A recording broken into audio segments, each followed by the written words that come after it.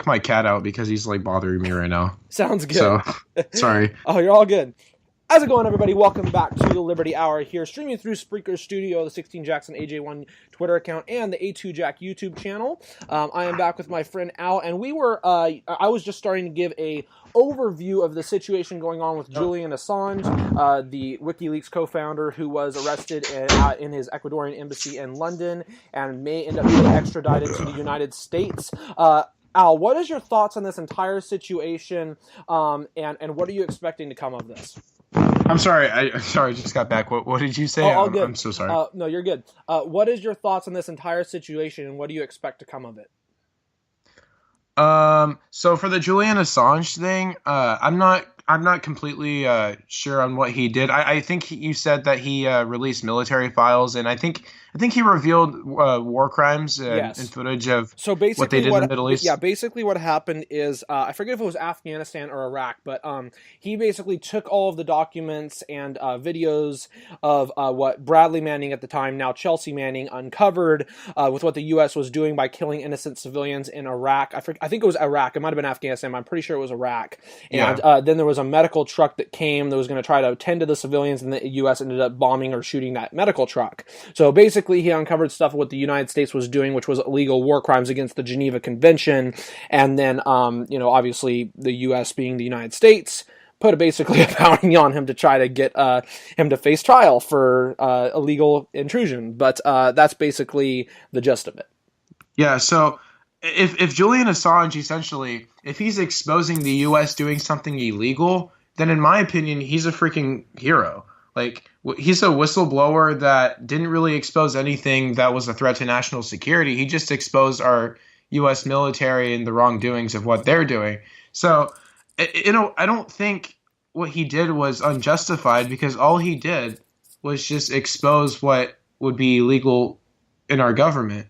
So if the U.S. military is doing something unjustified, you damn right he better have exposed it, because if no one else did, then they would have just got away with it, and it would have been swept under the rug. So, in my opinion, Julian Assange is a fucking hero for doing that, and I think it's a shame that the U.S. is so corrupt that they want to arrest him. And I think I don't remember if it was the British government or the U.S. government that said that they want to put him to death. I want to say it was some Republican in the U.S., but I can't remember off the top of my head. Yeah, but basically that he might get the death penalty, which is ridiculous. And it's not like the guy murdered someone. He freaking exposed the U.S. government and their wrongdoings. It's like, well, he doesn't, and that's the thing about WikiLeaks is person. WikiLeaks doesn't just expose stuff from the United States; they expose stuff from governments all around the world for their corruption and what's going on stuff. For example, the latest leak was back in January, and they have a good amount of group of guys that work on this stuff. They exposed stuff from the Pope and what was going on in the Vatican, basically some more stuff on that.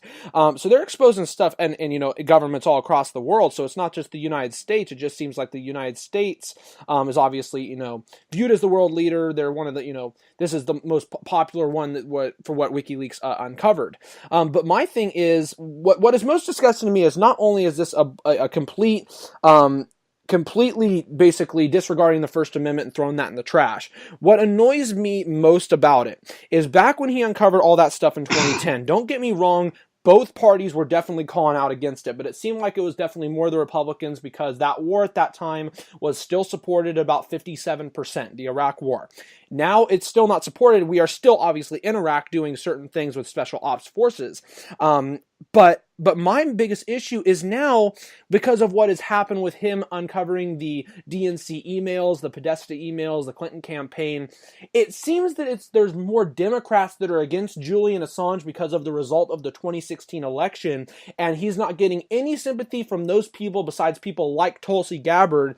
And that's very unfortunate because it shows how much the Democratic Party has lost its values. It shows how much they have lost the care to be anti-war, to be justified in caring about civil liberties. And basically what you are seeing is you're seeing a duopoly basically become a monopoly in America. The two-party system is merging into a one-party system on the issue of civil liberties, which basically means we're going to completely destroy it. And that's something that I really dislike, because it really shows how far the Democratic Party has gone into the trash ever since the 2016 election, unfortunately. Yeah, and even like so when WikiLeaks, yeah, when they released the DNC stuff, like it felt like that all of a sudden the Democrats just hopped on the board of like, oh, they're Russian cronies, or they're Putin's bitches or something. It's like, no, like WikiLeaks is freaking awesome, dude. And like they were totally like what you said, they were against him when they exposed Bush, right? Mm-hmm. But when it's all of a sudden when it's inconvenient for the Democrats and they get Clinton and stuff, it's like in Podesta, all of a sudden they're just some terrorist organization from Russia. It's like, are you stupid?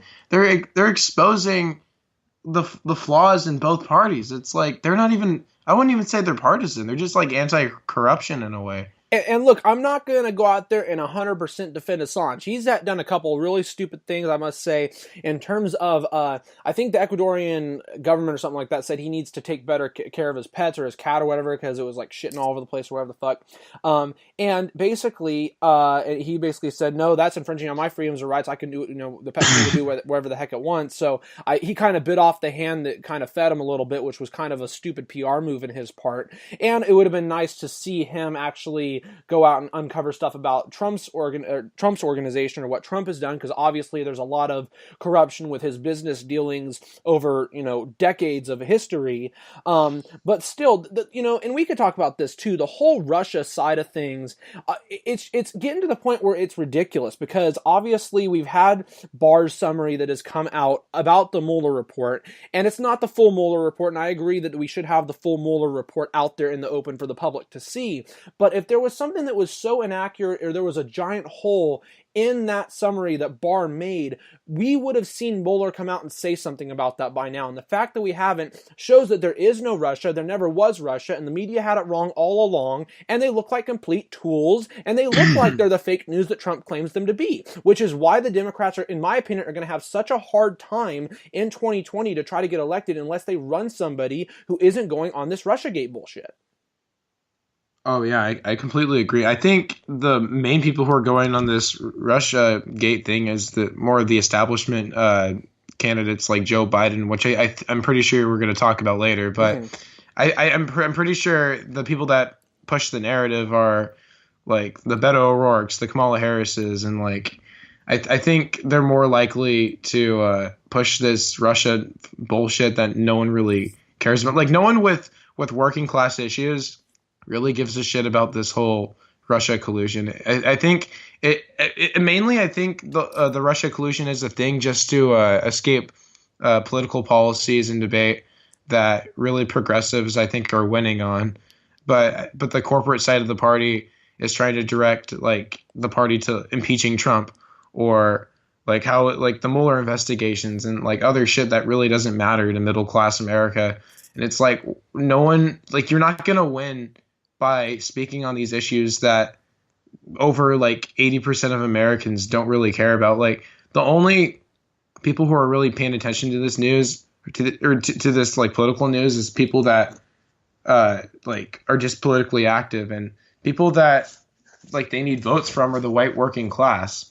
They don't really care about these buzz issues like the morality of the president or the Mueller reports or the Russia collusion. I think it's a stupid strategy that Democrats seem to keep on using every 4 years.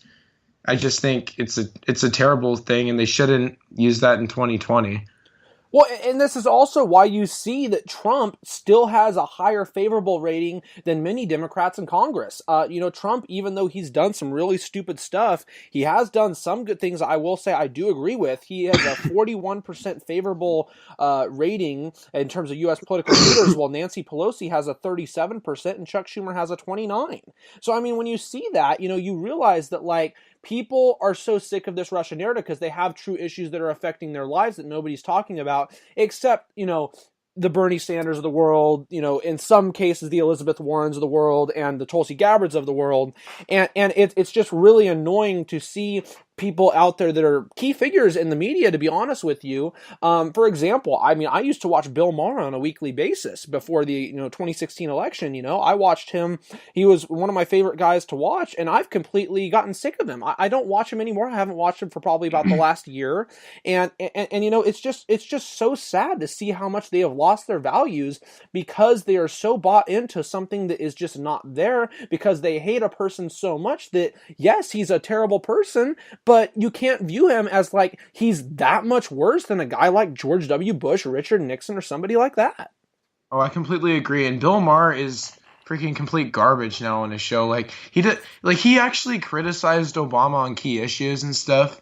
But now it's almost like free thought is gone, orange man bad, Democrats good. It's like, no, I miss old Bill Maher when he would actually critically think for himself, and he would actually comment on each issue and stuff. And I even had a conversation with someone that it was a teacher. I don't know if I'm gonna mention his name, but it was a liberal teacher, and we were talking, and he said that he thinks President Trump is such like this monster that he's even worse than George W. Bush. And I was like, dude, I think George W. Bush was the worst president of all time. There's the Patriot Act, the Iraq War, the deficit, the housing crisis. It's like, how can you compare Trump to Bush? Like, I know Trump is bad in my opinion, but he's not Bush bad. I think there's just this giant narrative that Trump's just all evil, when it's not true. He's not the worst, What got us to this point to where they have gone so far away from talking about the issues? What do you think has really gotten them to that point? I think the only reason I think they're doing that is that I think it's just a strategy of avoiding actual issues that corporate politicians are bought out on, and they can't defend. Like Medicare for all, for an example, is one of them. And I think when you bring up buzz issues like the Russia collusion and the morality of our president, it has nothing to do with public policy, right? No one can change that. But people like the establishment, they want to direct the conversation towards that so they don't have to think about actual policies that affect people and actually make real change that matters. So I don't know when it started, but I think they're thinking that it's an effective way to shift the dialogue and debate towards something that's not public policy and something that more of the progressives would support, in my opinion. Well, last thing I will say on this issue is Tulsi was probably one of the first people that has actually come out in support of Assange, saying that this is an attack on the First Amendment and journalists as a whole. And I respect that, which is why I respect her and support her. One thing I wanted to ask you real quick was, are you still in the comparative politics class? Does Dewar still have that at Lincoln? Yeah, I'm in that class. Okay, how's that been going? It's been going okay. It's just that like sometimes in that class we're always talking about like SJWs and Fox News, and it's kind of like it gets old. Yeah. I don't really. That was kind of like a 2016 thing. Mm-hmm. It's just I don't really care anymore. But yeah, sometimes we were mentioning the Assange thing the other day. I mean, some days are good, but a lot of the times it's Dewar attacking like the left and stuff. So it's like, I don't know. And it's that all right. Stuff obviously needs to be talked about, but there's a lot of, once again, that's the complete other polar opposite side of the spectrum, where they talk about SJWs all day long and don't talk about the other issues that are really important. Right. They use that as a cloak to try to get other people to their side, when in reality they're batshit crazy on everything else. Oh, I know. And that's why I'm like, when Dewar shows SJWs, I'm like, yeah, we know they're bad. And no one's really arguing that these SJWs are good people. Besides, and it's maybe like two people. Yeah, right. But I think it's almost like he's falling into the trap of the establishment wanting us to focus on these college kids who are doing stupid shit instead of public policy. It's like, I'd much rather spend an hour and a half talking about policy than watching videos on people getting triggered. It's like, I just don't really care anymore. And like, go for it. Sorry. Oh, I was just gonna say. I was finished. I was just gonna say, no one really supports that. Right.